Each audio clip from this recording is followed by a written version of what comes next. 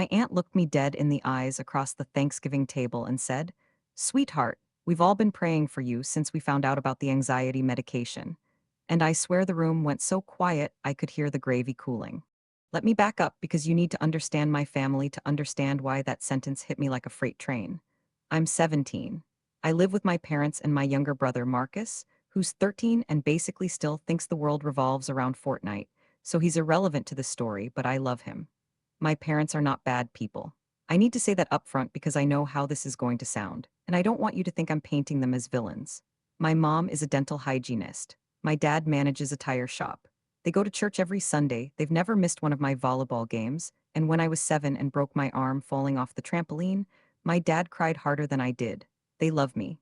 That's actually what makes all of this so much worse.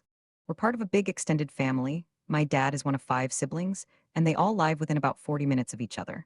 Holidays are massive. Birthdays are massive. Someone's always having a cookout or a baby shower or a graduation party. Everyone knows everyone's business, but not because anyone's malicious about it. It's more like information just flows freely, like the family is one big group chat that never mutes. For most of my life, that felt safe. It felt like having a net under me. I never once imagined that net could flip over and become something that trapped me instead. Here's what you need to know about the years leading up to this. I've always been what my family calls the sensitive one. When I was little, that was cute. Oh, she's so empathetic. Oh, she feels things so deeply. But somewhere around freshman year, sensitive stopped being a compliment and started being a concern. I'd cancel plans last minute because my chest felt tight. I'd sit in my car in the school parking lot for 10 minutes before I could make myself walk in.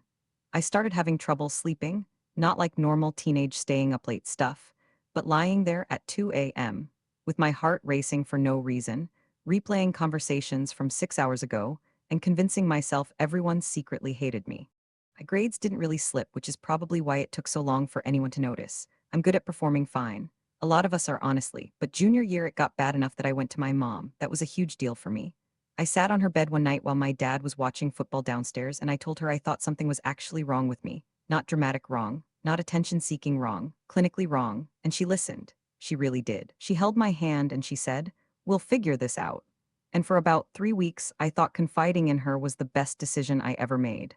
My mom took me to our family doctor, who referred me to a therapist, who after a few sessions recommended I also see a psychiatrist for medication evaluation. The psychiatrist was this calm, soft-spoken woman named Dr. Reeves, who explained that what I was dealing with was generalized anxiety disorder, and that a low dose of sertraline might help take the edge off while I continued therapy. She was careful to say it wasn't a magic fix. She said it was more like turning down the volume on the static so I could actually hear myself think. That metaphor stuck with me. I talked to my mom about it, then we talked to my dad together, and they both agreed I should try it. My dad was a little quiet, I could tell he was processing, but he squeezed my shoulder and said, "Whatever helps you feel like yourself again, kid." I started the medication in October. The first couple weeks were rough, honestly. I felt kind of foggy and my appetite was weird, but by week 3 something shifted. The parking lot thing stopped. I could fall asleep before midnight. I wasn't cured or anything, but for the first time in maybe 2 years, I didn't feel like I was white-knuckling my way through every single day. I told my parents it was helping, and they seemed genuinely relieved. What I did not tell them, what I thought was painfully obvious and didn't need to be said, was that this was private. This was mine. I didn't even tell my best friend, Nia. I wasn't ashamed exactly, but I wasn't ready to have it be a thing. I just wanted to quietly get better without it becoming a whole production. I specifically remember telling my mom, "Please don't make this a big deal," and she nodded and said, "Of course not, honey." I believed her. Thanksgiving was 5 weeks after I started the medication. We hosted that year, which meant 23 people in our house, and I was actually feeling good about it. Like I was looking forward to it in a way I hadn't looked forward to a family event in a long time. I helped my mom make the sweet potato casserole. I wore this green dress I'd been saving. I felt almost normal, and I remember thinking, this is the medication working. This is what it's supposed to feel like. People started arriving around noon, and everything was fine. Chaotic, loud, kids running around, my uncle already arguing about football, the usual. Then we sat down to eat, and my Aunt Diane, who is my dad's oldest sister and genuinely considers herself the spiritual backbone of the family, looked at me with this expression. This soft, pitying, I know something expression. She reached across the table, put her hand on mine, and said it. "Sweetheart, we've all been praying for you since we found out about the anxiety medication." She said it warmly. She said it like she was giving me a gift. And the table didn't go silent because people were shocked by what she said. The table went silent because people were watching to see how I would react, because they already knew, every single one of them. I looked at my mom. She was doing that thing where she pressed her lips together really tight, like she was trying to physically hold words inside her mouth. I looked at my dad. He was staring at his plate. What? I said, and my voice came out smaller than I wanted it to. My Aunt Diane tilted her head. Your mom told us so we could support you, honey. There's no shame in it. No shame in it. As if the only reason I might be upset was shame. As if the problem was me not being brave enough, and not the fact that my private medical information had been handed out like a church bulletin. I put my fork down, I said, "Excuse me," and I left the table. I went to my room and I sat on the floor with my back against the door and I called Nia, because I had no one else, and she didn't even know what was going on because I hadn't told her either. So I had to explain everything, the anxiety, the medication, all of it through the shaky, furious whisper while 22 members of my family ate turkey downstairs knowing something about me that I hadn't chosen to share. Nia was amazing. She just listened and said, "That's so messed up," which was exactly what I needed to hear. About 20 minutes later, my mom knocked on my door. She didn't wait for me to say come in. She just opened it, which felt symbolic at that point. She sat on my bed and she said, and I will never forget this, "I told them because I love you, and this family doesn't keep secrets from each other. I did it for your own good. For my own good, like I was 5, like I couldn't be trusted to decide who got to know what about my own brain." I told her she had no right. She said I was being dramatic. She said the whole family just wanted to help, and I was acting like she'd done something terrible when all she'd done was ask for support from people who cared about me. My dad came up eventually and tried to play mediator, saying things like everyone's hearts were in the right place, and your mother didn't mean any harm. And maybe she didn't, but intent doesn't erase impact, does it? The rest of Thanksgiving was awful. I didn't go back downstairs. My cousin Jade texted me saying she was sorry, and that she had also been on medication before and it was nothing to be embarrassed about.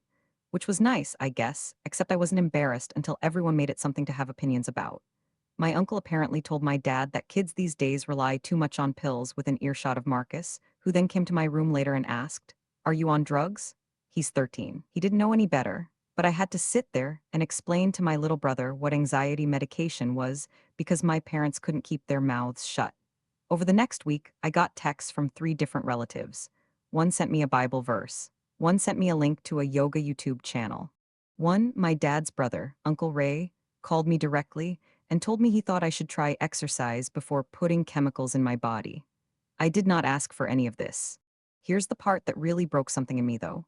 About a week after Thanksgiving, I was helping my mom unload groceries and her phone buzzed on the counter.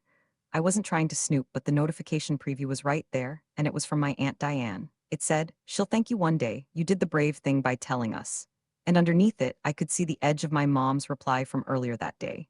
She had written, "I know. I just wish she'd stop acting like I betrayed her."